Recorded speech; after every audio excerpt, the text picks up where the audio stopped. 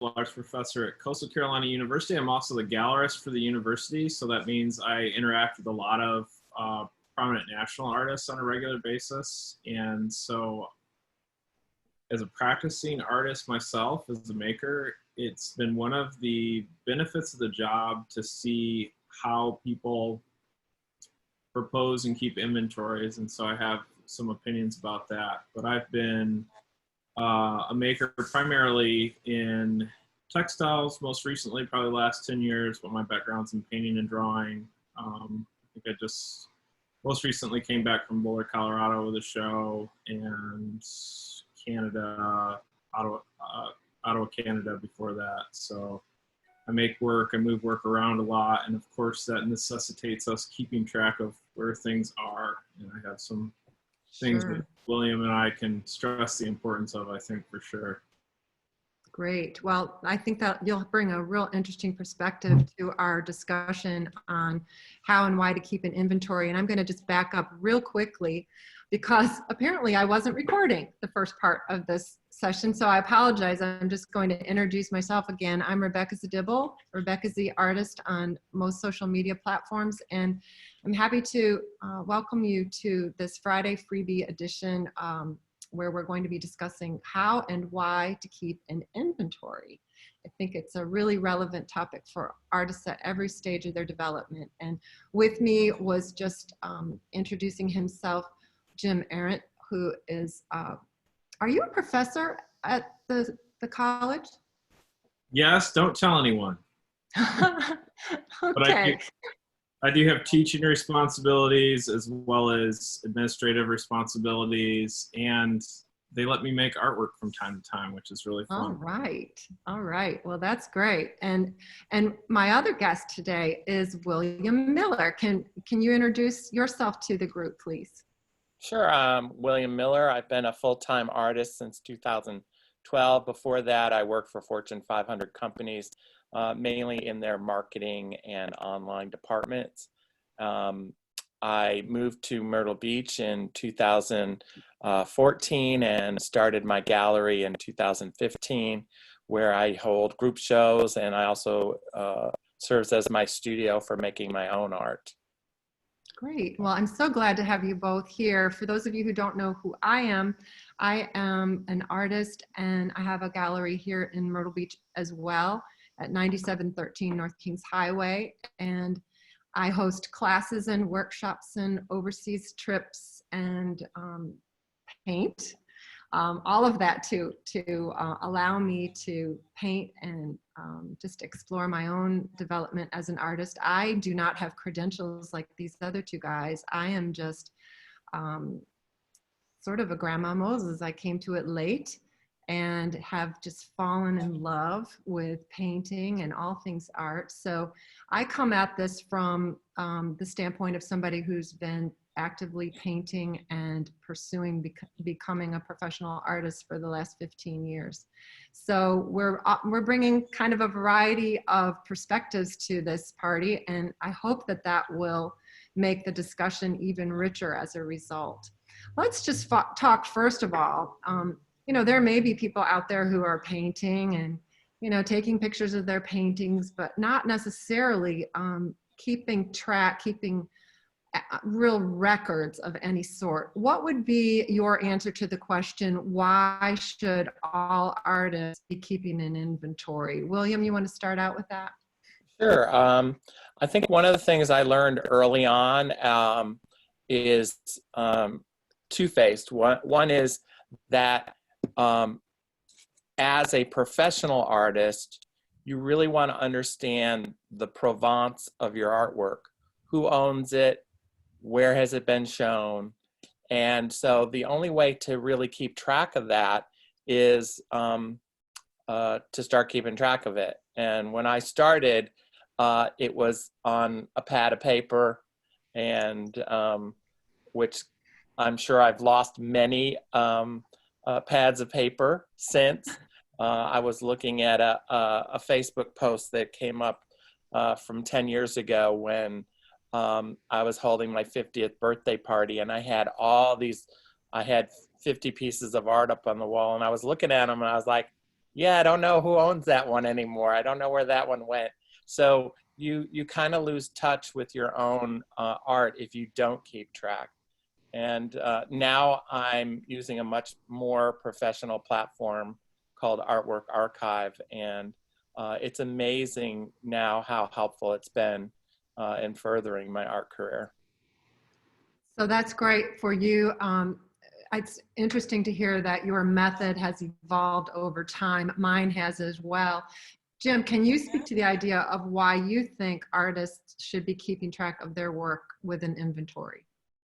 Yes. So I'm going to give a twofold answer here. One is a gallerist, somebody who is going, I'm the person who asked you for the inventory. I think that's one of the primary reasons that artists may want to consider keeping a record. And we can talk about the kind of the organic ways that I think a lot of artists stumble into, all the different ways that they document and track their work. But I'm going to ask you for one. If you ever have the opportunity to show multiple works of art at a major gallery or institution, part of my responsibility as a gallerist is to know what we have. And so to know what's in a particular place at any time is important from a liability standpoint, from a university or an art museum. They need to have an inventory that the artist provides to say, this is what the insurance value of the piece is, just in case the worst would happen. I mean, these things rarely happen, but there are fires in museums from time to time. And if the insurance company can be provided a record of what was there and the estimated value of that, that goes a long ways to reimbursing the artist for the lost work. Of course, that can never be replaced, but it is one form of compensation that museums and institutions provide.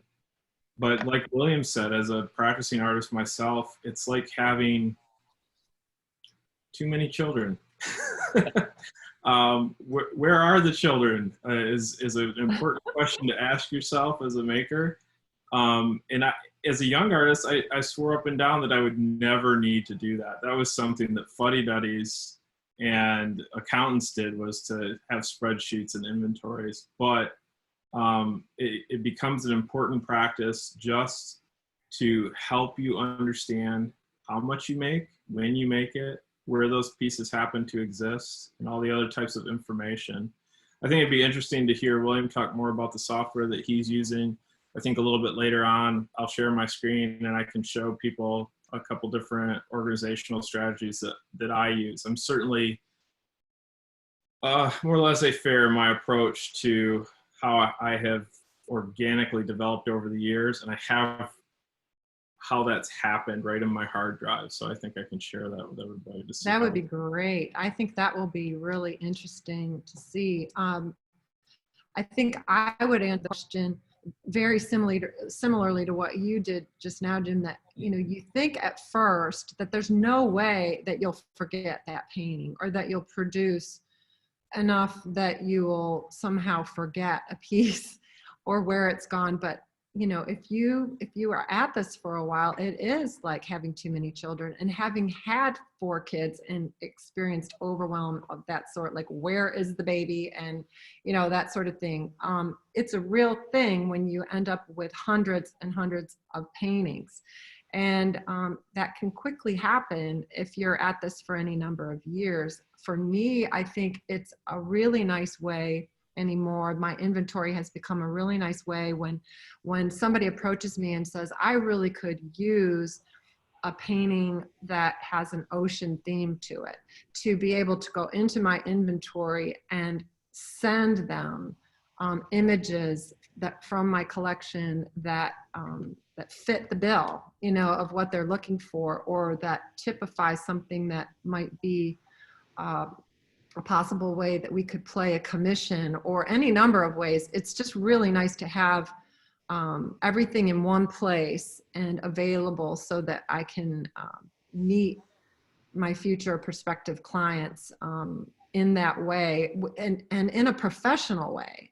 Because, you know, if you're going to be charging money for your work, I think anything you can do to present yourself professionally is going to improve the customer experience. And I think we need to be concerned about that when we're, dealing with clients. So for me, that's kind of my overarching reason for keeping track. It just is, I think it's just been a really helpful thing of late. So I think we're hopefully convincing everyone that there's a lot of good reasons to be thinking about keeping track of your work with an inventory. And so I think the obvious question then becomes, what do you need to keep track of? What sorts of information do you feel are imperative to keep track of when keeping an inventory? Jim, can you start us out with that? Well, I think it's really important just to capture the basics. So one of my favorite manifesto phrases is begin anywhere. It's like, think of the things that you would want to know about your piece. Its title, the size, the date it was created, maybe an approximate value or retail or insurance value would be good to assign to it. If you have a photograph of it, that's a form of documentation as well and should probably be included alongside any text that you might develop. As you were talking, Rebecca, I was thinking about kind of all the different ways that things that we do as a matter of course as artists actually develop into things that become like inventories. Photographing our work is a form of record keeping, and a website is also a form of record keeping. And it might be a good practice for artists who maybe don't feel compelled to learn a new piece of software or to begin to write down things in spreadsheets that sounds kind of dry, to begin to look at the documentation that they're actually taking part of. I bet everybody is taking photographs of their work or has some type of web presence either through a standalone website or even Facebook or Flickr or some other type of online component. Those things can be the beginning points where people begin to capture information. And that information, again, like just to kind of close that out, it's like, make sure you have an image, make sure you have a title, the size of that item, the year it was made is really important. That's often a slippery bit of information that escapes me when I need it. A lot of calls for work say, please make sure that this work was completed in the last 3 years or 5 years, and being able to look back at your inventory and say, what do I have available that was made in that time period can be really valuable to you. That's a good point. I think if anyone's going to be involved in a competition, art competitions of any sort, very frequently, that is a stipulation that it's got to be within the last year or two. And if you're not keeping track of that, it may slip your mind. Was this done 2 years ago or 3 years ago? Where was I when I painted that? So it really is a good idea. I love the idea also of just using something as simple as social media or your own standalone website to just get in the practice maybe of putting it out there with maybe the details right on your website, so that in the future, if you had to look back, you could maybe even just use your own website as a tool for like reviewing your work and when was it painted and how big is it and that sort of thing. And one of the places that I'd like to encourage people before I throw to William to look is if you're taking images of your work with a digital camera, a lot of that information is captured by the camera. So even though you look at the image and you just see the artwork, the camera is also capturing a lot of what they call metadata. So the metadata are things like the shutter speed, the type of camera that it was taken on, but also the date, and sometimes with more newer cameras, the geolocation, where exactly that photo was taken.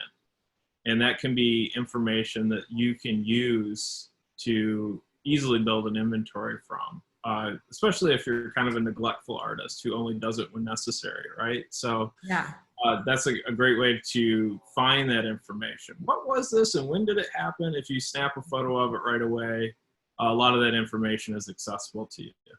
It's accessible, and usually by clicking on the information tab or something that you'll see next to the photo in your photo applications. And that information that is there will usually include the file name and the, like you say, the other metadata, location, file size. You can also take time in there sometimes to create tags and perhaps create categories for your art that you could then search if you ever were in need of, you know, a specific kind of something. That's a really good point. I'm glad you brought that up. And you can also just create an album of, I used to do that and I still do that, where when I paint a new painting, I try to take a photo and get in the habit of just putting it to that album so that somewhere I've got a photo of it, even if I haven't recorded the data yet. William, what about you? Are there things that you would be keeping track of that Jim failed to mention? Well, one of the things that recently came to benefit me as a gallery owner in this pandemic is I need to prove loss of income. And one of the ways that when I have shows, people give me their information, which I put on a tag, which is with their artwork. But then when it gets a nice red dot, I write who bought it on the back. And so I have these. So I was able to actually go to my all my labels and tell them how much money I normally make in a month, and then average it out and say this would be my loss of income from March through June. So that was a surprising thing. I was like thinking, how am I going to do this? And because I had the list, I was able to do that. I think for my personal work, one of the things, and I'm going to share my screen if that's okay. Yes, please. Let's see here.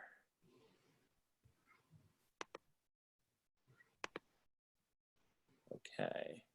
Can you see my screen now? Yes, we can. All right. So this is Artwork Archive, and I'm in it. You can see I have been very busy uploading all my photos. There's over 1,300 pieces, and this is just the first page. But what I love about this is, in addition to you being able to quickly upload, you can form collections. And so I could group my artwork based on media, based on the event. Those of you who knew me, I had the show at the Art Museum. What you see is what you get. There were 42 pieces in it, or well, there's in this collection. And so I have them all listed here. Now, the great thing about this, how I started this, was in working with Liz Miller. Not only did she come to my studio to see the works that I had in my studio that she could see and feel and touch, but she was able to go on to my artwork archive and look through all of my artwork that was there.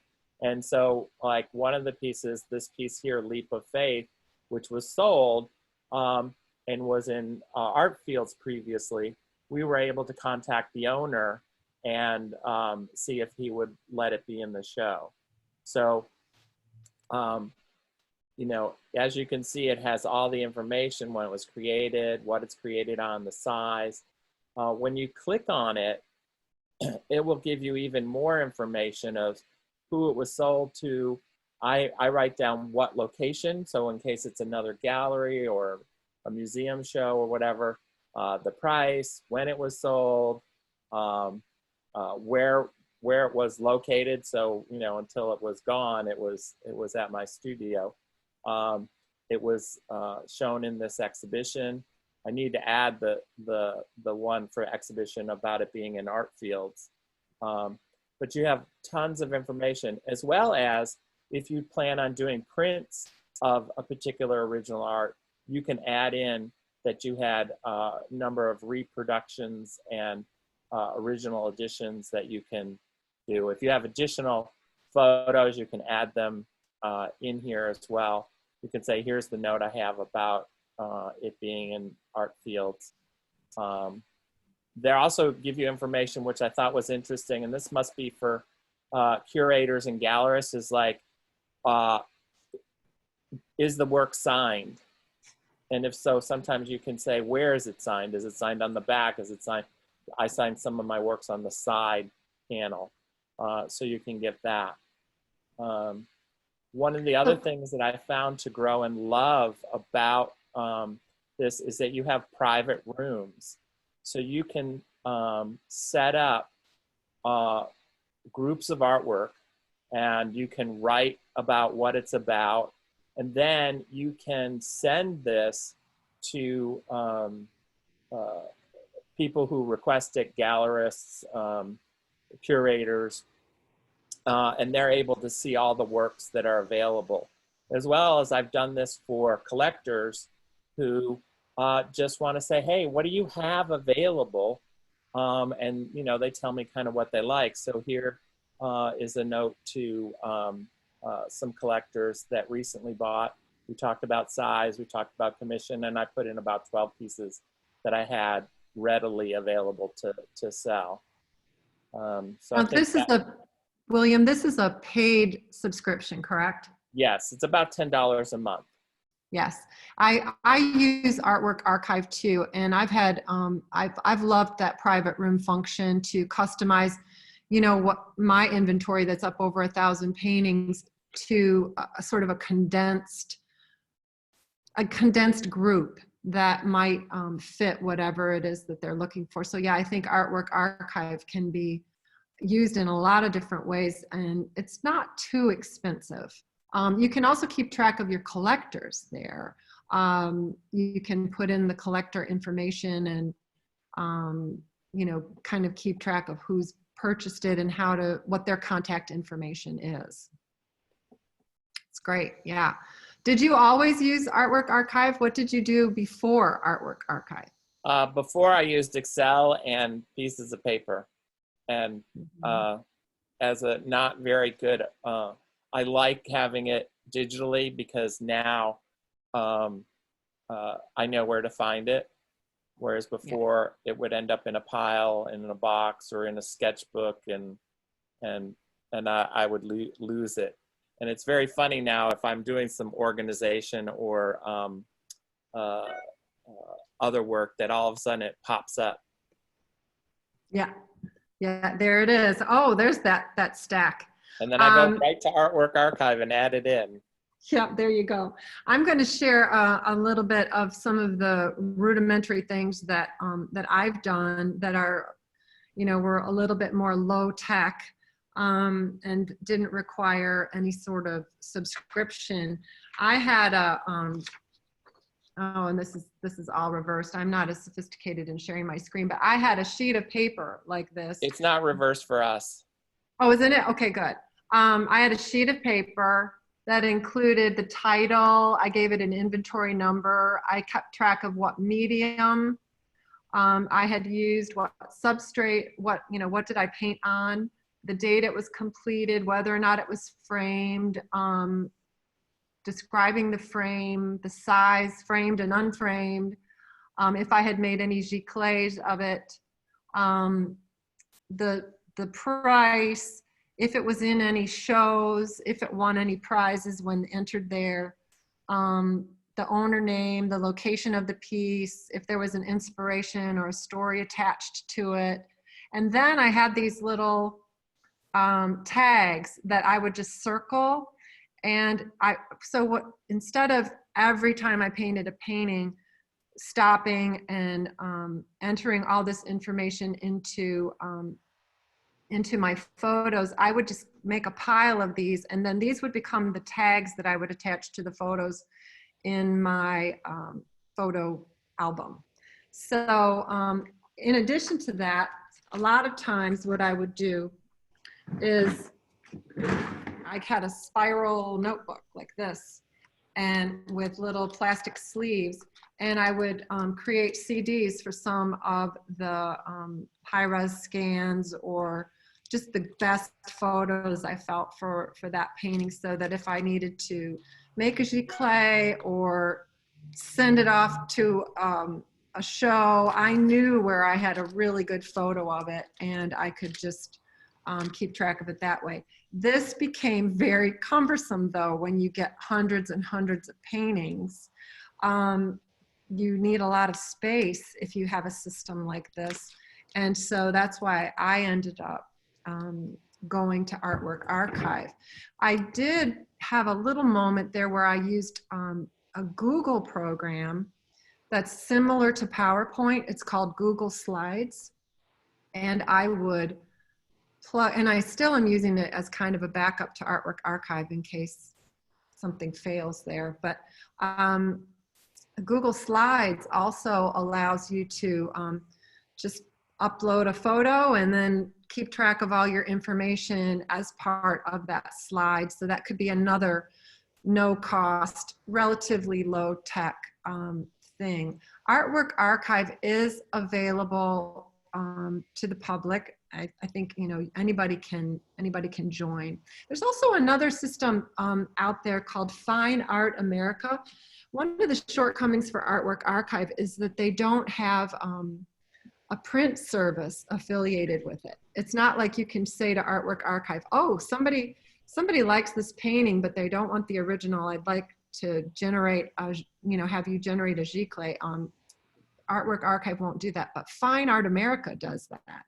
And you can store all of that data about the painting on Fine Art America. And if you decide that you'd like to slip someone a print, you can just have them purchase that print through Fine Art America, and you don't have to get involved in the printing and shipping and all of that. So Fine Art America might be another resource for you. Any other thoughts on who or how or what to keep track of? Jim, did you have something you wanted to add? Yeah, I just wanted to stress the importance of the best inventory for you to use is the one that you'll actually use. Yeah. And my very first inventory was in a dual column ledger book that I'd pulled out of an abandoned building, one of those old 19th century leather bound books with lots of lines inside of it. And for a number of years, especially prior to the internet, that worked really well for me. I could write down all sorts of relevant information, and with a turn of the page, I could quite easily find what I was looking for. But like a lot of us who've been at this a long time, it does get cumbersome. And sometimes you forget. You know, it's easy to prefer to be in the studio instead of in front of the screen. And so even if you are finding yourself just logging them in some type of physical ledger, that is a great first step for somebody to begin at. And it doesn't cost anything to do that besides sharpening your pencil and sitting down occasionally and doing the work. But the necessity of it is, as you gain success, everything accelerates. And so it becomes kind of imperative that you streamline this for yourselves. And that can be by utilizing technology where you have things that are searchable, that help you find the items quickly. Those are all great benefits. But if you're comfortable with Microsoft Office and Excel or Google Docs and spreadsheets or slides, any of those things that you're comfortable using are a great place to begin. And then you may choose at some point, I think, to go to something that's a little bit more sophisticated. Yeah. We had a question from Gail Jolie about whether or not the work is publicly available for people to view when you put it up on Artwork Archive. And I think that depends on on the setting that you have for your work. Mine is public. Is yours public, William, or is it? No, mine is not public. It's private. You have different ways that you can share your artwork. You can share it publicly, and they give you a URL that you can give to people to go and find it. You can also create a special gallery that you make open to the public, and you can decide what is in that gallery.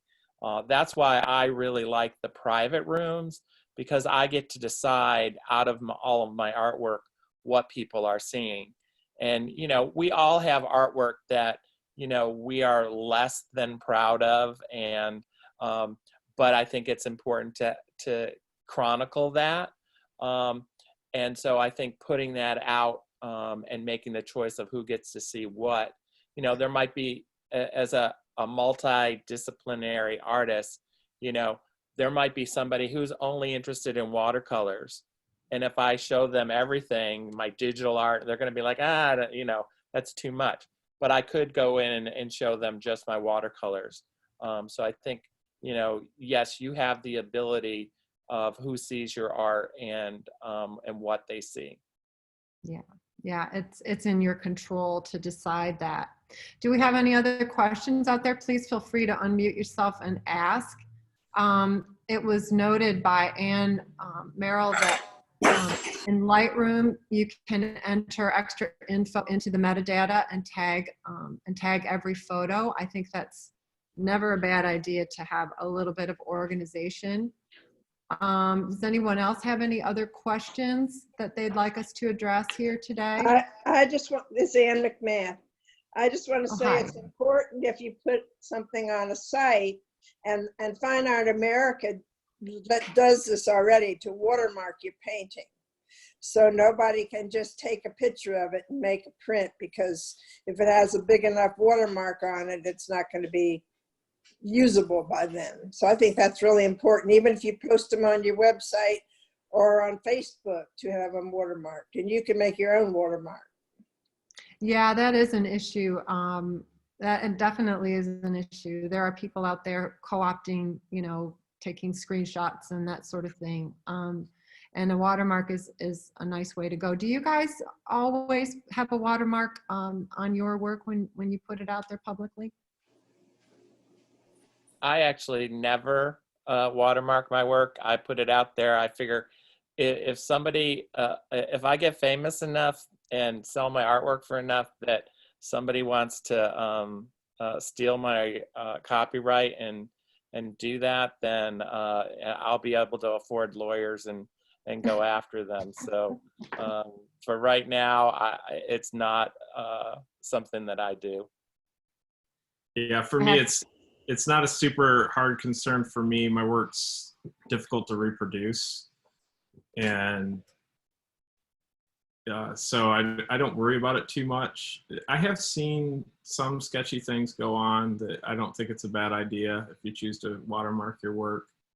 Probably the most glaring example of that for somebody in my end of the art world was a textile artist who was approached by Hollywood to have her tapestries used in the movie Black Panther, Oh, a big Marvel movie, and she Mhm. said no several times, so they simply knocked her off and used a very similar type of patterning. So maybe Wow. I don't know, maybe that's a lesson to say yes more often. I don't know, but in general, I don't have to worry about it.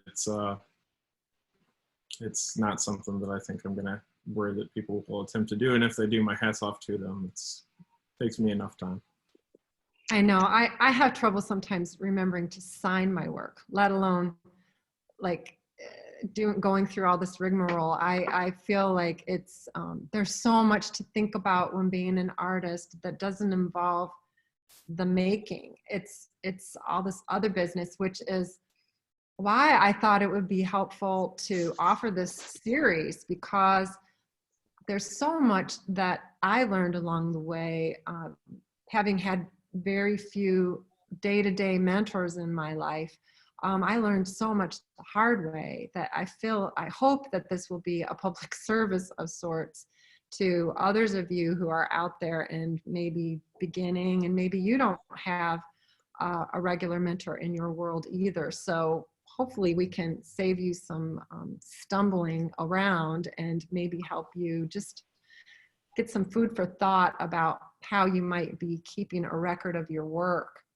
And it sounds like maybe an interesting offering for people either to look at your YouTube channel and watch might be on intellectual property and copyright, which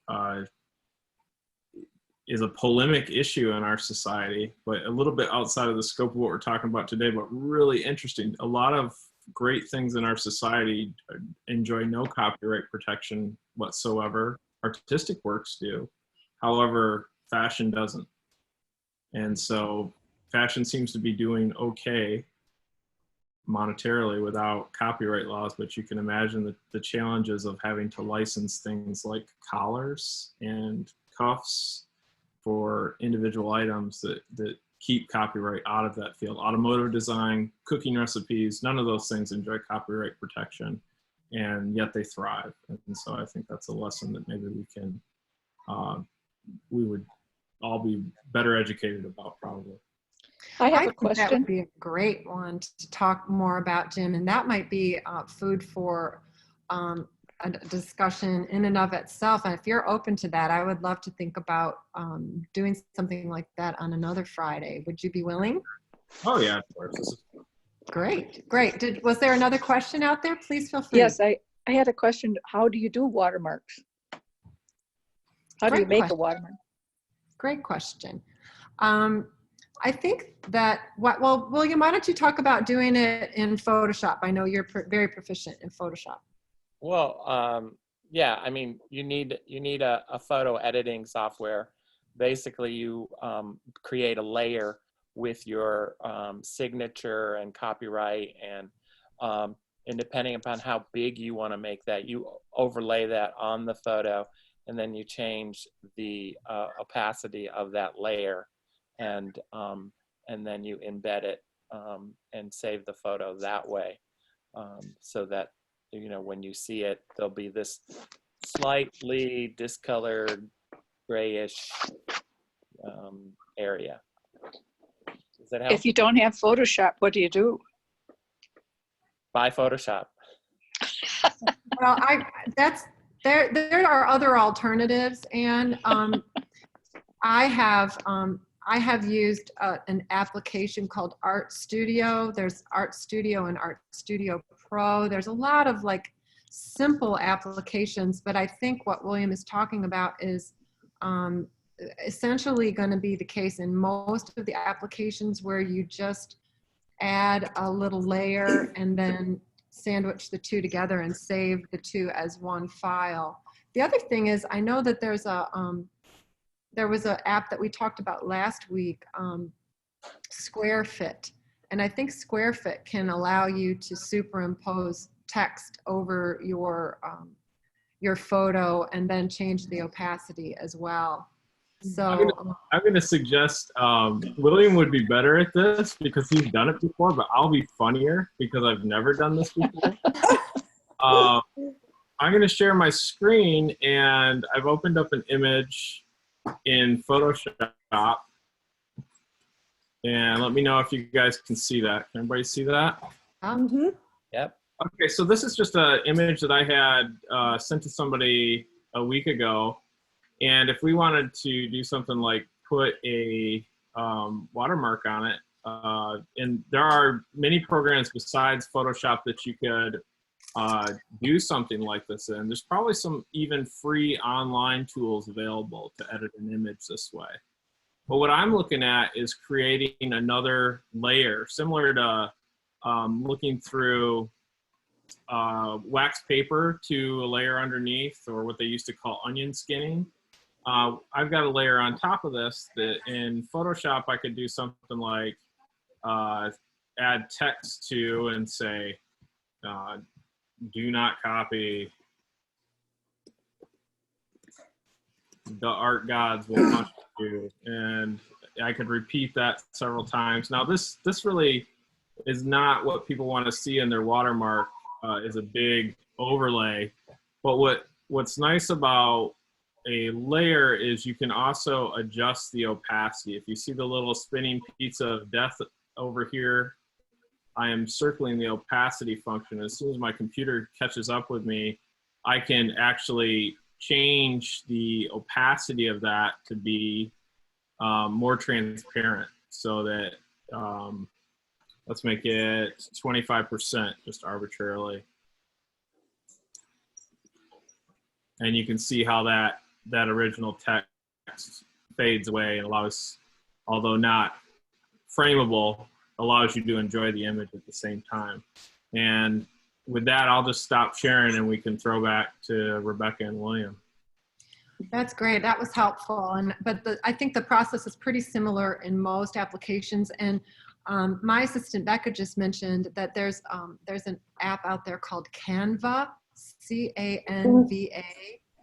And this is a really wonderful app for superimposing text on photos. And there are free versions of Canva.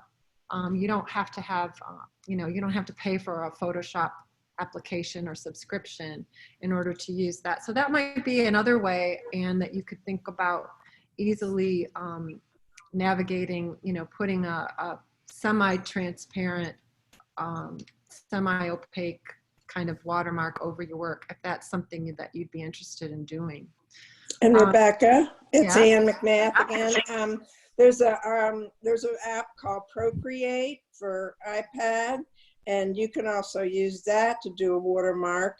When I do it, I just write my name in a lighter color and put it kind of up where, so you can still see the photo, but it definitely wouldn't be printable, and that seems to work well.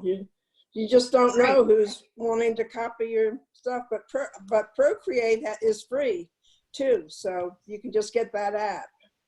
Right. I think most of those photo editing apps are going to give you some way to do that creatively if that's your focus. But we're getting a little bit off topic here. So I'd like to kind of rein it in, and maybe we can spend a little bit more time in a future episode talking about what it is that we can do to pay attention to trademark and copyright, and also maybe even think about protecting our work. What are you doing next Friday, Jim? I think I'm going to be home. If you're going to be home, how about we make a date to talk about that very topic next Friday? I think that would be really interesting, and I'm sure we could all learn a little bit. For those of us who work in mixed media, where sometimes we borrow from other people's work, the line can be a little bit gray about where does your usage or manipulation or borrowing, if you will, from somebody else's work, where is that little bit become too much? And so I'd love to talk about that more. I think it's a really relevant topic, especially in this day and age when everybody has a printer at their disposal, and maybe some photo editing tools as well. If anybody has more questions about today's topic, please feel free to put them in. For the moment, I'd like to just do a little shameless promotion. I've got an online class coming up this coming week on Wednesday on Zoom, where we'll be painting some tulips in watercolor. And I would love to have you think about joining me for that. The YouTube replay of that is available for anyone who's a registered member of class. And we do a live Zoom session Wednesday 1:30 to 4:30. Following that, we'll be painting daisies. And this painting over here that I'm pointing to will be the topic of that week's class. So if any of those are of interest to you, I would love to have you join me and show you how I've painted each of those, and maybe just give you a pleasant distraction for a few hours one afternoon. I'd like to thank my guests, William Miller and Professor James Arendt from Coastal Carolina University. Thank you so much for sharing your wealth of information and all your great hints. I really appreciate you joining me today. And I really appreciate your willingness to come back next week. That's great. I think, William, would you like to come back and talk about that too? Sure.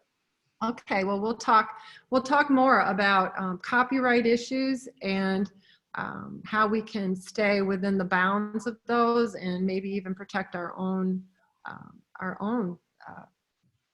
original artwork. Before we end, Rebecca, the other good thing about keeping records there's different things, and I think Jim touched on it. Keeping a record of who bought your art, and you have a list of collectors that you can go back in the future if you have new work. You can also keep track and learn when do you sell most of your artwork? Is it seasonal? Is it a certain type of event? If it's an art fair or a gallery or a certain gallery, you can do all that comparison to check with your list. The other thing is keeping track, if you can find a way to track the cost of materials that make the artwork, you can do analysis of what artworks are the more profitable ones. So you can check in that. So there's lots of different ways. And then also, one of the ways that you've always told me, Rebecca, that you use a list is to keep track of the schedule of submissions for art shows and what artworks are going to those shows so that you don't double submit and have a conflict. Oh, wow. It is an issue. It really becomes an issue. I am so bad with keeping track of what's got to be where, when, and I wish my inventory helped me with that. I'm not sure that it actually does. But one thing, just as a final point too, that I could make, one thing that it has helped me do is keep track of my collectors. And it's been my experience, and I don't know if this is your experience, the two of you. For me, the people who have purchased from me in the past are also the people who are most likely to purchase from me in the future. It's a little counterintuitive to me that is the case, but it's a welcome surprise, and it's become a way, my inventory has become a way for me to reach out to collectors and keep in touch with them. Let them know what I'm currently up to. Perhaps since I have a charitable wing to what it is that I do, I love to keep them up to date on what their purchase has allowed to happen positively as a result of our charitable contributions. So keeping in touch with collectors, I would say, is a huge benefit to keeping track of where your work goes and who it currently resides with. Jim, do you have any final thoughts? Yeah, I would like to just kind of leverage what you and William are saying. I think the thing that will convince people the most to begin doing this for themselves is that they discover the value that it has for them. And both you and William talked about, I started keeping these things, and I discovered that through keeping these things that I could keep track of my collectors, or I could keep track of my costs. And those are kind of ancillary benefits that aren't immediately apparent. But I think probably the thing that made me become more religious about keeping my inventory correct is like you. It's like I needed to know where things were and when, and it became physically impossible for me to juggle everything in my head like I used to. It's like it was easier when you're getting started to just say, oh yeah, those 10 pieces are over there and the other 20 are over here. Nowadays, I forget that I've made things, and where is that? But because of inventory, it's like, I know that piece, especially during a time like pandemic when shows are kind of being canceled and things are not moving like they typically would, I know that there's a piece kept safely in a gallery. So it's not physically in my possession, but I have an idea of where it is. And guess what? That lets me sleep. It's like I don't have to worry if I know it's written down. And I think discovering the value that your inventory produces for you is actually the thing that will have you keep it. Just us telling us that it's a good idea convinces no one. I think it's that, oh wow, there's all these other things that it does for me that allows me to make more work, that allows me to focus my efforts. All the mental bandwidth that we utilize on keeping track of things can then be refocused back into our studio work. And isn't that what we want? We want to really be the makers that we are and the creators, and spend as much time doing that as we can. And I think you're right. If we can somehow develop a system that allows us to relax and still keep track of what we need to know, hopefully that's what the inventory will do for you. And hopefully you'll discover your own benefits in keeping an inventory, and how it benefits you in particular, just by get started where you're at. Even if you haven't been doing it for years, at least start now with the moving forward. And I think that would be my final advice to you, is it's never too late to start, and you can always back up if that's what you decide you need to do.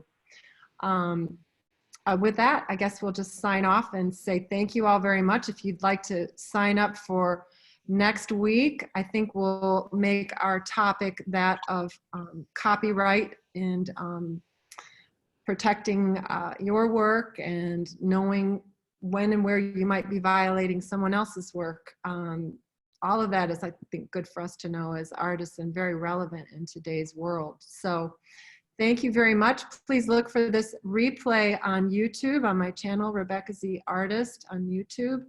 And if you want to go back and see some of our previous episodes, they're up there as well. You can think about just simply following my YouTube channel if you want to just keep up to date on anything we might add in the future. I'm just so thankful to you guys. This was a great discussion. I'm thankful to all of you who took part. Please think about joining us again for another Friday freebie. Thanks and take care.